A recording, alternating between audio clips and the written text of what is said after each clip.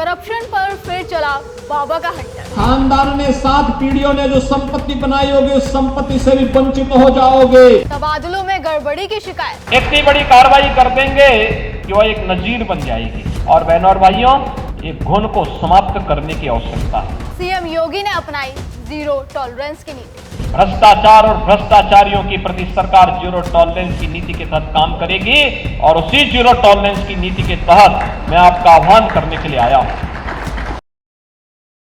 उत्तर प्रदेश में तबादलों का मामला इन दिनों काफी चर्चा में है। योगी आदित्यनाथ सरकार ने हाल ही में प्रशासनिक और सरकारी विभागों में बड़े पैमाने पर तबादले किए हैं, जिनमें आईएएस, पीसीएस और अन्य विभागों के अधिकारियों और कर्मचारियों के ट्रांसफर शामिल है। लेकिन तबादलों में अब गड़बड़ी की आशंका जताई गई है। इसको लेकर योगी बाबा से शिकायत की गई तो बिना देरी करते हुए उन्होंने ऑन द स्पॉट फैसला लिया, जिसके लिए वो बखूबी जाने भी जाते हैं, और तुरंत सारे तबादले रद्द कर दिए। सीएम योगी के इस फैसले ने एक बार फिर साबित कर दिया कि सुशासन और पारदर्शिता उनके शासन का मूल मंत्र है। चलिए आपको पूरी खबर बता देते हैं। दरअसल उत्तर प्रदेश के स्टाम्प और रजिस्ट्रेशन विभाग में हाल ही में 202 तबादले किए गए थे, जिनमें 88 सब रजिस्ट्रार और 114 बाबुओं के ट्रांसफर शामिल थे। लेकिन इन तबादलों में गड़बड़ी और भ्रष्टाचार के आरोप लगे और आरोप लगाए विभागीय मंत्री रविंद्र जायसवाल ने। उन्होंने सीएम योगी से शिकायत करी कि तबादलों में मेरिट और पारदर्शिता का ध्यान नहीं रखा गया। कुछ लोग जिन पर पहले से भ्रष्टाचार के आरोप थे उन्हें बड़े जिलों में तैनात कर दिया गया।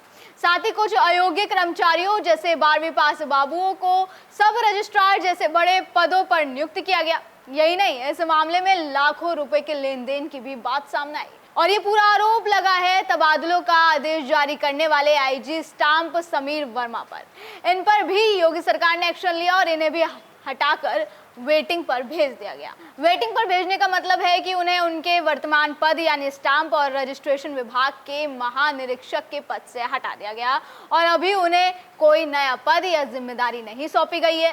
सरकार की लैंग्वेज में इसे वेटिंग फॉर पोस्टिंग या प्रतीक्षा सूची में डालना भी कहते हैं। मंत्री रविंद्र जायसवाल की शिकायत थी कि अधिकारियों ने बिना उनकी सहमति के मनमाने तरीके से तबादले किए। देखिए, अब रविंद्र जायसवाल की बात अपने आप में ही एक बड़ा भ्रष्टाचार की तरफ इशारा कर देती है। शिकायत के बाद फिर सीएम योगी ने सख्त कदम उठाया और भ्रष्टाचार पर जीरो टॉलरेंस की नीति अपनाते हुए 13 और 14 जून को हुए सभी 202 तबादले तुरंत रद्द कर दिए गए।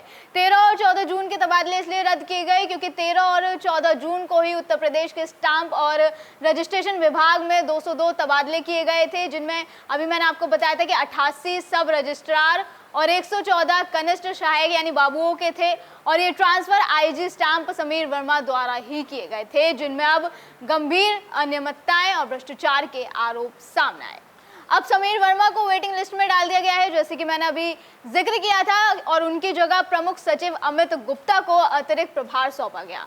अब पूरे मामले की गहन जांच के आदेश भी दे दिए गए हैं, जो दर्शाता है कि भ्रष्टाचारी चाहे कोई भी हो या यूपी में कहीं भी हो, चाहे वो अपनी सरकार में हो या कोई और, चाहे वो अपना अधिकारी क्यों ना हो, अगर वो भ्रष्टाचारी है तो उसे इसका खामियाजा भुगतना होगा। और ये पहली बार नहीं है जब योगी सरकार ने अपने ही अधिकारियों के खिलाफ कोई इस तरह का एक्शन लिया। इससे पहले भी जब ऐसे मामले सामने आए तो योगी बाबा ने जीरो टॉलरेंस की नीति अपनाते हुए तुरंत एक्शन लिया। इससे पहले 2022 में जब लोक निर्माण विभाग यानी पीडब्ल्यूडी में तबादला घोटाला हुआ था, तब योगी सरकार ने ऐसा ही एक्शन लिया था। उस वक्त भी लोक निर्माण विभाग में तबादलों में अनियमितताओं की शिकायतें मिली थी, जिसमें अधिकारियों ने मनमाने तरीके से तबादले किए और नियमों की अनदेखी की, जिसके बाद सीएम योगी ने तुरंत जांच के लिए 3 सदस्यीय समिति गठित की और जांच के बाद विभाग अध्यक्ष सहित 5 कर्मचारियों को निलंबित कर दिया गया था, जिनमें राकेश कुमार सक्सेना और शैलेंद्र कुमार यादव जैसे वरिष्ठ अधिकारी शामिल थे। इसके अलावा जब 2023 में कई आईएएस अधिकारियों पर भ्रष्टाचार का आरोप लगा था, तब भी सरकार द्वारा आईएएस अधिकारियों को निलंबित कर दिया गया था। दरअसल कई आईएएस अधिकारियों पर भ्रष्टाचार और अनियमितता के आरोप लगे थे, जैसे उन्नाव के डीएम देवेंद्र कुमार पांडे पर शिक्षा विभाग में खरीद में गड़बड़ी का आरोप था और महाराजगंज के डीएम अमरनाथ उपाध्याय पर गौ संरक्षण में धांधली का आरोप लगा और इस पर एक्शन लेते हुए योगी सरकार ने 2023 तक 11 आईएएस अधिकारियों को निलंबित कर दिया था। हालांकि जांच के बाद कुछ को बहाल भी किया गया था, जैसे 2014 बैच के आईएएस घनश्याम सिंह, जिन्हें लखीमपुर खीरी में खेत की पैमाइश में गड़बड़ी के लिए निलंबित किया गया था, लेकिन बाद में उन्हें बहाल कर दिया गया। इसी तरह से 2024 में भी लापरवाही और भ्रष्टाचार पर योगी बाबा का हंटर चला था, जब चकबंदी विभाग में अनियमितताओं की बात सामने आई। चकबंदी प्रक्रिया में लापरवाही और अनियमितता की शिकायतें मिली थी, खासकर महाराजगंज और बांदा में। सहायक चकबंदी अधिकारी अखिलेश चंद्र श्रीवास्तव और शैलेंद्र श्रीवास्तव पर नियमों के उल्लंघन का आरोप था, जिसके बाद सीएम योगी के निर्देश पर 2 चकबंदी अधिकारियों सहित 4 कर्मचारियों को निलंबित कर दिया गया था। बिजनौर में भी बंदोबस्त अधिकारी अनियमितता के लिए निलंबित कर दिया गया था। यही नहीं, 2024 में ही जीरो टॉलरेंस की नीति के तहत बलिया में ताबड़तोड़ कार्रवाई की गई थी। बलिया में ट्रकों से अवैध वसूली का रैकेट चलाने के आरोप में एसपी, एएसपी, सीओ और कई अन्य पुलिस कर्मियों पर गाज गिरी थी।